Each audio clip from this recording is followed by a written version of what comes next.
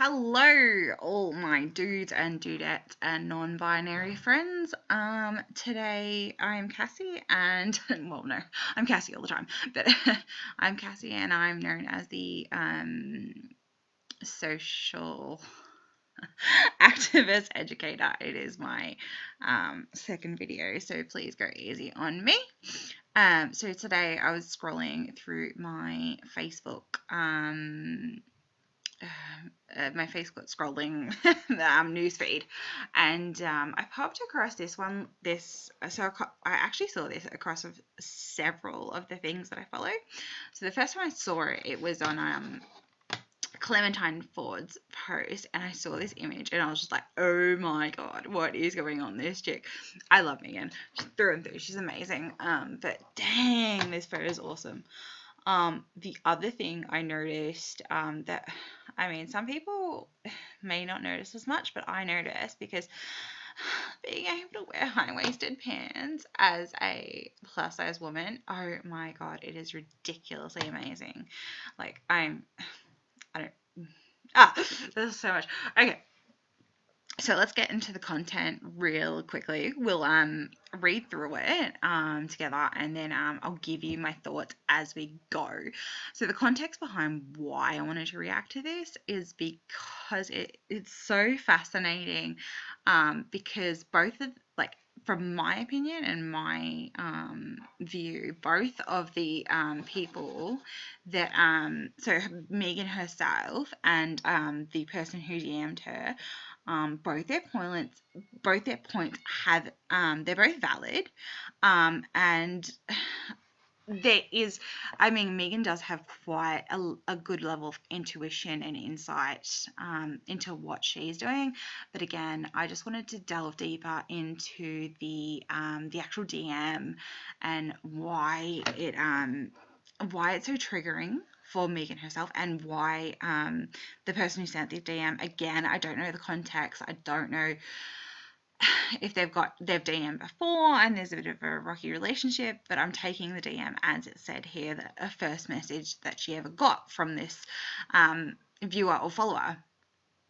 So I guess what really made it interesting was the comment section, and people saying, "Oh, this person's jealous. It all comes down to jealousy. Women should be supporting women." 100%, women should be supporting women. But there's little bit of validity, I think that's a word, to the person commenting it, being a small social media person. Like, I only have like pittance of followers compared to Megan. I do kind of have a feeling where this viewer is coming from. So let's just start by breaking it down. So we'll start reading. So it says, "A little while ago, I opened a DM that said, 'I'm unfollowing you. I've never understood why people feel the need to announce their departure, but I clicked on it anyway.'" Again, I'll comment on it as I've read the whole thing. Okay, so it seems like all you do now is go to events, work with brands, and make big announcements. You used to be so relatable, and I really liked you, but not anymore. Megan says, "My first reaction was to believe this person, feel incredibly guilty, and apologize for coming across as doing too well. I sat with it for a while, and then changed my mind. I ended up replying with this. Sorry. Hi, I'm not sure if you meant this to be hurtful, but it was." Again, a reflection of that is awesome, because it says it's a reflection on what she's feeling, which is great. "It seems like you only liked me when I made you feel better about yourself." Debatable, depending on the context of the original message. I mean, there's not a lot to go on. And I guess from Megan's view, yeah, like, it's because she's doing so awesome. But again, I'll comment on that a little bit later. So it says, "When I was a tool you could get something from, rather than a whole person with goals and dreams of my own. Now I'm building something more for myself, and I'm proud of the work I'm doing." And I'm proud of her too. She's amazing.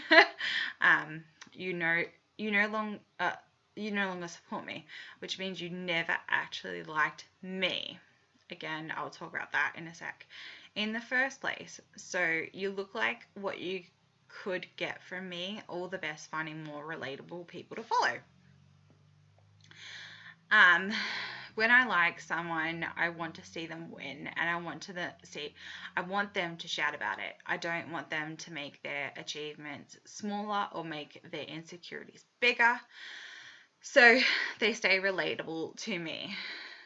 Disliking women who are proud when they win is patriarchal conditioning to see each other as competition. And another way we're taught to stay small, not here, sis, we cheer for each other in this house. Oh, and if you really never need to announce when you're unfollowing someone, you can just leave. And she leaves an awesome image description, which, oh my god, I cannot get over how amazing. Like, all the colors work, like the composition is beautiful. Like, there's just, I mean, depth of field, debatable, but I'm sure that, like, 100% I'm not perfect on photography. But yeah, like, it depends again on the tools and things. Now, I mean, I might give more context to my comment in a minute, and I have changed my Facebook name at this point. But okay, so all right, so we've read the comment, and giving context behind why I thought that my view might be a bit helpful people especially with people seeking self-identity, like love for themselves, and the reason why I chose to react to this one is because it talks about patriarchy, gender theory, and feminism, and those kind of concepts and ideals. So I'll slow down a bit. So let's start with the I'm unfollowing you. So there's two, like, for Megan in particular, there is really no point posting in her DMs, because look, with the amount of followers she has, she gets thousands and thousands and thousands probably a day. So the fact that she actually picked up on this one is quite cool and quite amazing. But again,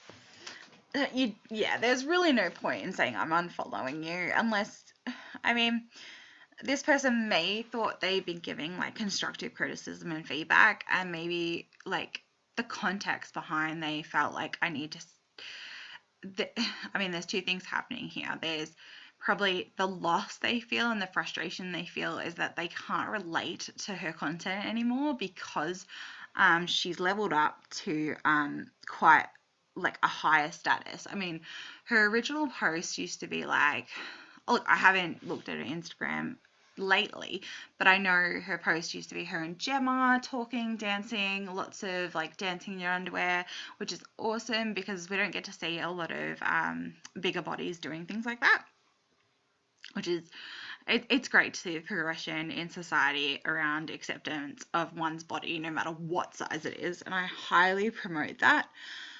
And I think I talked a little more about that in my previous video, which is ridiculously long, but anyway. So yeah, there's two things going on. There's for the viewer that said, oh, I'm following you, they probably wanted, I mean, the intention maybe is unclear, but maybe they needed, I mean, the way I perceive it is maybe they really needed some closure, like, you know, like, I'm unfollowing you, I'm frustrated, like, I can't express it.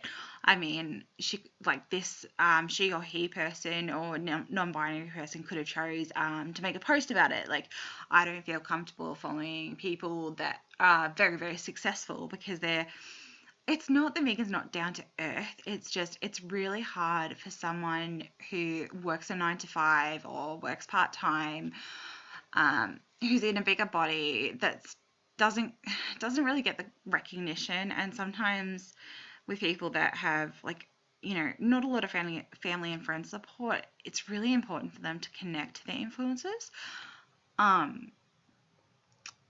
And this person may have had really, really low self-confidence, and Megan, like watching Megan dance and play and sing and like have an awesome time and talk about her own life and her own experiences was awesome, and it really related to them at the time.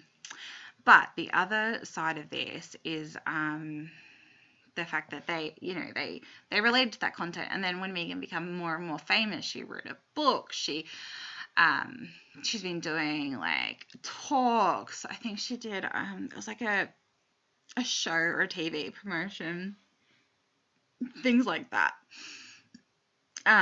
Which she's been doing like amazing stuff, and like women supporting women. It's fabulous. It's powerful. It's great. But again, I think there's also a sense of closure, and they're probably really sad that they can't relate anymore because she's leveled up in life. Not that and there's nothing wrong with leveling up, of course. Like, there's nothing wrong becoming successful and stuff.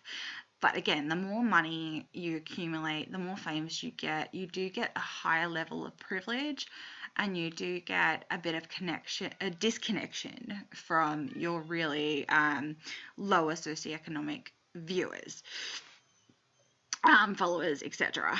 So that's all fine. I mean, you can kind of think of it like, for me, from my perspective and my experience, sorry about that, guys, the way I perceive, the way I can empathize with the person that posted it is when I used to follow Simone's journey to health. Oh my God, she was so inspiring and so down to earth. Not that she's not anymore. She's still an inspiration. She's still down to earth, still amazing. But it got to the point, I think, it was great to see her losing weight because I was losing weight at the same time. It was fantastic. And then, like a set of friends, you kind of hit a Y bend. So one person goes one way, one person goes the other way, and you've got different goals. And yes, there is a level of jealousy in there, but jealousy kind of stems from the fact that there's a sadness and, grief over the fact that maybe that's the life you wanted. Again, we have to put into perspective that, with having Instagram and stuff, everyone puts on their best face, their best images, the most amazing things. No one like Megan does talk about the realities. I mean, I'd have to review her Instagram again to see if there's some raw photos. I mean, we can go over and have a look at that in a minute. But again, bringing it back to Simone's journey to health, Simone was losing weight when I was losing weight. And then it got to the point where Simone got to the point where, Dr. Rector, something like that, he offered to do her stomach and breast lift for free. I think she had to pay for the flights or something. And yes, I watched that journey through that. That was absolutely apparent, like how she was treated by the nurse on the first night. But yeah, like they got to a certain point that she had so many changes to her body. She was earning a lot of money, doing a lot of sponsorships, which I couldn't relate to because at the time I could not afford the food. I could not afford the healthy lifestyle. I mean, yes, everything came from Kmart, and we do have Kmart in Australia. And it is affordable, but being able to deck your whole house out and it being so wonderful and looking so well, it doesn't take away from the fact that she's down to earth. But then, the more money, she started getting lip injections, cheek injections, and there's nothing wrong with that for her self-confidence. But when you don't have a lot of money and you have to work with what you've got, you don't have the money to get weight loss surgery, because even in Australia, it's extremely expensive.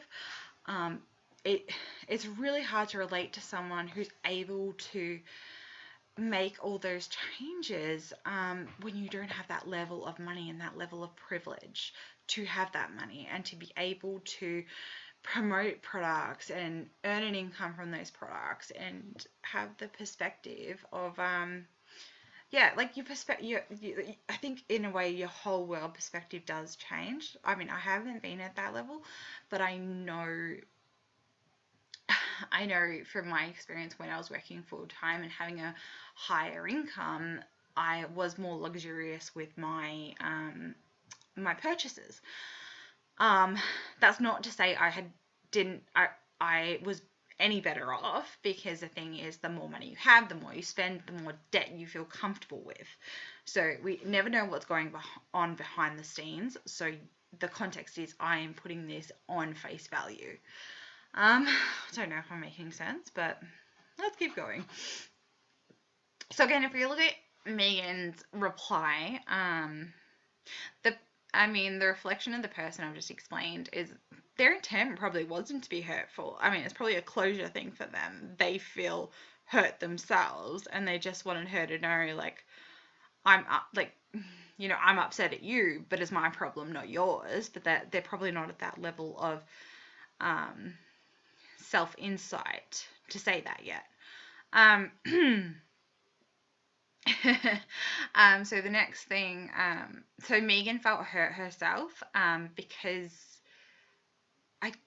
she does have a childhood and a upbringing and history of living probably on a lower level. So a high level of discrimination and a lower level of privilege, because of many different factors and different communities she belongs to. This is all going on assumption, don't forget. So she was hurt because she has made such an amazing, she's done so much amazing work, and she's doing something she's incredibly passionate about. And she's finally, I guess, getting some validation and some, praise for all the hard work. Because the thing is, being a social media influencer, it looks easy, but no, it's not. It is extremely intricate, difficult, hard work. And the thing is, once you're working in social media and you're an influencer, it's your job, and you can't, you do not have an off button. You can, but the thing is, you've got to step back from every single platform, unless you've got a second account that you can just talk to family and friends on. So in saying that, Megan has a right to be heard, a right to be hurt as well. And yeah, she says, I want to see people win, which is fantastic. But it's, again, there's a disconnect between the two perspectives, as they're in different parts of their life. Megan has done a lot of self-work, self-love, education around her own insecurities and things like that. I think, this is my assumptions, and not criticism per se, but just little points to think about for self-insight and working on certain things in your mental health and things like that. Not to say that there's anything going on, it's just a little bit of work to get there. Again, she is right about not announcing when you're unfollowing someone. That's kind of, again, on that level of, people don't really announce they're unfollowing smaller accounts.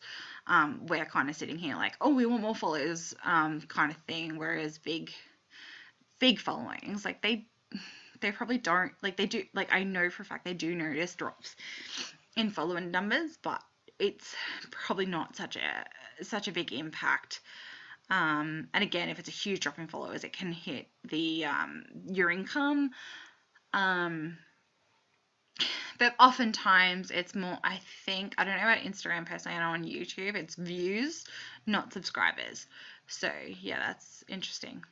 And disliking women who are proud when they win is patriarchal conditioning. 100%.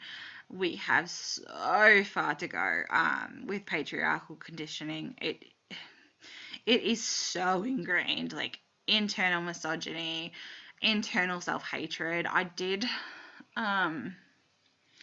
trying to think whether I wrote a blog post or it was in my video. It was one of them. Like it's I think if it was in my video, I will do an article about it. Because especially with people who have histories of trauma and eating disorders, they do have quite a long trauma history of self-hatred. And women are taught to hate themselves from birth. They're taught not to be angry. They're taught not to speak. They're taught there's oh guys, I'm so sorry. Yeah, they're taught a lot of stuff that it's very demeaning, and they're not taught a lot of self-love. So this stuff Megan's doing is absolutely amazing.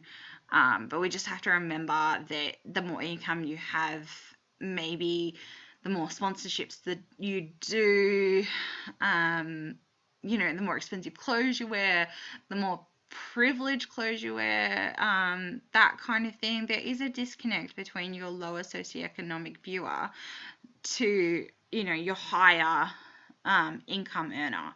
And that's capitalism downright to the core. So I suppose in conclusion, the thing is, like, we just have to remember when we're getting certain messages, they're never about us, especially ones like this. Like, they're about the person, and the person wants to express what's happening to them, and get closure for that. Like, that's my opinion in this situation. And again, this comes from a psychological and sociological view, which is what my qualifications are. And I also just want to acknowledge that the fact that I do have dyslexia and aphasia at times, so that's why it's a little bit messy. Okay. So yeah, thank you for watching. I will try to wrap this up very quickly. Yeah, I'll see you in the next one, hopefully. All right, thanks. Bye.